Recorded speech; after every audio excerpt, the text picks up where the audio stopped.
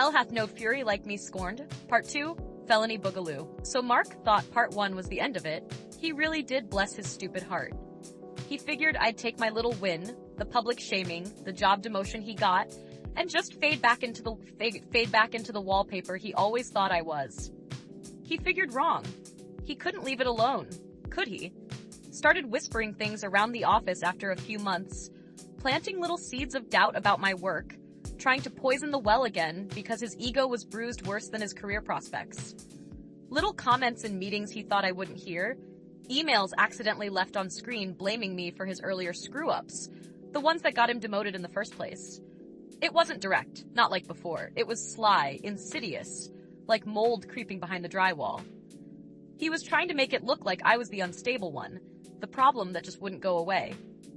That was his mistake. He poked the bear again, forgetting bears have claws and long memories. This time, I wasn't aiming for his job or his reputation. This time, I was aiming for everything else. Felony Boogaloo wasn't a plan at first. It was more like a terrible possibility that grew warmer and warmer in my chest until it felt like the only logical step. It started small, almost petty. Me gathering information like a squirrel hoarding nuts for a very, very long winter. I reactivated an old burner phone, the kind you buy with cash from a corner store, and top up with vouchers. No links to me. None. Then came the software, things you don't find on regular app stores, tools for scrubbing data and spoofing locations, things that took weeks of late nights and forum lurking to understand and acquire safely. I watched him. Not just at work, but everywhere. His routine was predictable, depressingly so. Gym Monday, Wednesday, Friday at 6 p.m. sharp. Pub trivia on Tuesdays with the same crew. Visits to his aging mother every other Sunday. His online life was even easier. He used the same weak password variation for almost everything. Something related to his favorite obscure sports team and his birth year. Getting into his personal email wasn't exactly hacking. It was more like walking through an unlocked door he'd left wide open. Inside, I found the usual stuff, bills, junk mail, confirmation he was still the same petty gossip monger I remembered. But I also found details, account numbers, login patterns, schedules for large automatic payments. Seeds for later. The company we worked for had this annual charity drive, a big corporate responsibility push. Mark, in his diminished capacity, was somehow still involved, handling the collection of donations from our department before passing them up the chain. It involved cash, checks, pledges, a messy system ripe for exploitation if someone wasn't careful. Mark wasn't careful. He was arrogant. He thought nobody watched him anymore. I watched him. I saw him handle the envelopes, saw him make the logs, saw the casual way left things unattended on his desk sometimes. My plan formed like ice crystals on a window pane, slow at first, then rapidly branching out. It needed precision, timing, and a complete lack of hesitation.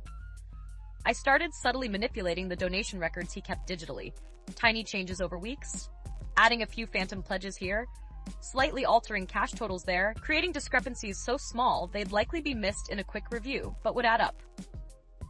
I used a remote access tool, routed through multiple anonymous servers obtained via the burner phone's data plan, making the access look like it originated from somewhere random overseas. Ideally during times Mark was demonstrably not at his desk, but was logged into the company network remotely, maybe checking emails from home like he often did. Plausible deniability for me, circumstantial suspicion for him. Then came the physical part, the Boogaloo element. The company stored old project hard drives and backup tapes in a supposedly secure basement storage room. Access required a specific keycard and a logbook sign-in. Mark had access. I didn't.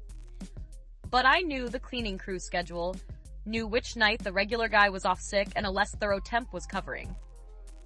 A strategically dropped company pen near the storage door lock during the day, a quick word with the temp about needing to grab a forgotten notebook just inside while juggling coffee cups, a shoulder holding the door just long enough.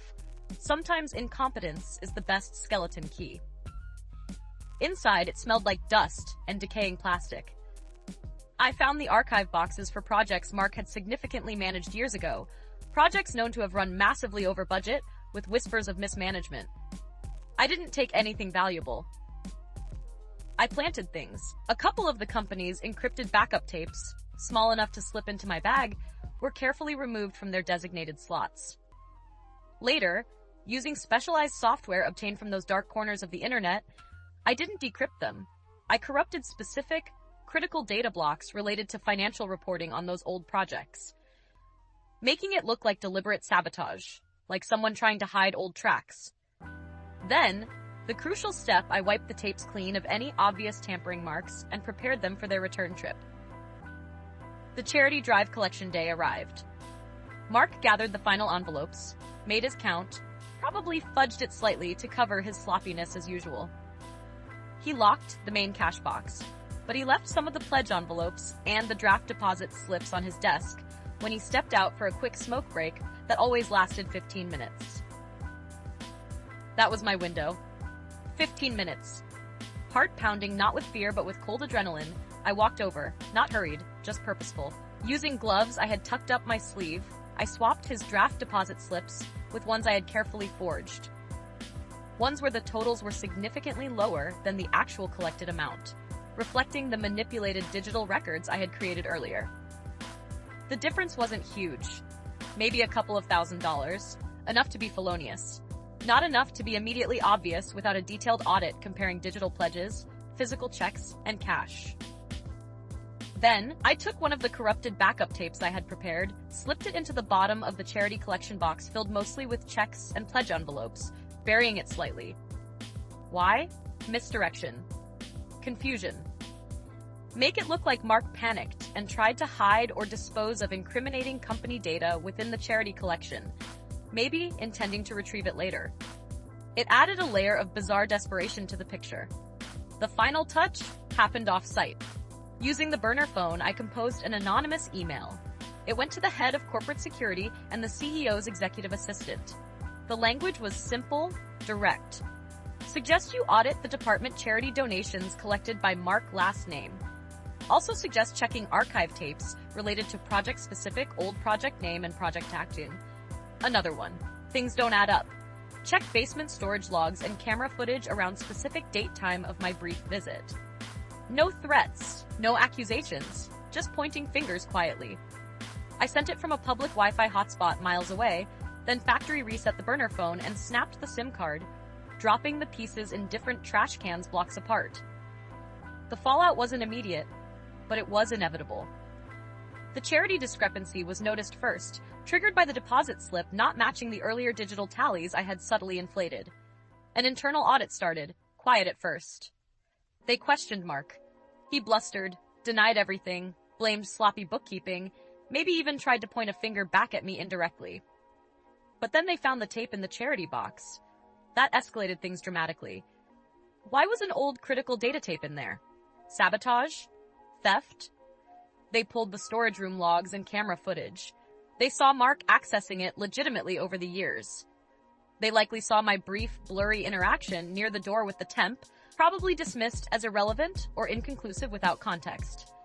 But the focus was on Mark, the guy who handled the charity money and had access to the storage. Then they checked the specific old project tapes I mentioned in the email. They found the corrupted data. It looked like someone, likely Mark, had tried to destroy evidence of past failures or perhaps something worse. The corrupted data, the misplaced tape, the charity money shortfall, it painted a picture of a man spiraling, trying to cover multiple tracks, possibly skimming charity funds and destroying evidence of past professional failures simultaneously. Desperate. Stupid. Criminal. They didn't just fire him. They called the police. The amount missing from the charity, combined with the apparent data sabotage, pushed it into felony territory. Corporate espionage, embezzlement, destruction of property. I saw him being escorted out of the building one afternoon, not blustering anymore, just gray-faced, wrists cuffed behind his back, 2 uniformed officers guiding him firmly. He didn't look at anyone. People stopped typing, heads popping up over cubicle walls, silent, watching. There was no satisfaction in that moment, not really. Just a hollow echo in my chest where the fury used to burn. It felt like turning off a very loud machine. The silence was deafening. I never said a word. I kept my head down, did my job. People speculated, of course, whispers followed me for a while, but without proof, it was just office gossip. Mark's attempts to poison the well against me were forgotten, overshadowed by his spectacular implosion. He took a plea deal eventually, avoiding trial but admitting to enough that he got probation, a hefty fine, and an order to pay restitution to the charity. His career was obviously toast, not just here but likely anywhere respectable. His name was Mud. Sometimes I wonder if I went too far. The law was broken, lines were crossed, not just by him in the end. But then I remember his smirk, the casual cruelty, the way he tried to ruin me not once, but twice, simply because he could. He thought I was nothing, easily crushed. He learned nothing is as dangerous as someone with nothing left to lose, someone who finally embraces the fury he ignited. He lit the match. I just brought the gasoline and watched the whole rotten structure burn down around him. It wasn't pretty, but it was thorough. Part 2 was the end. For him.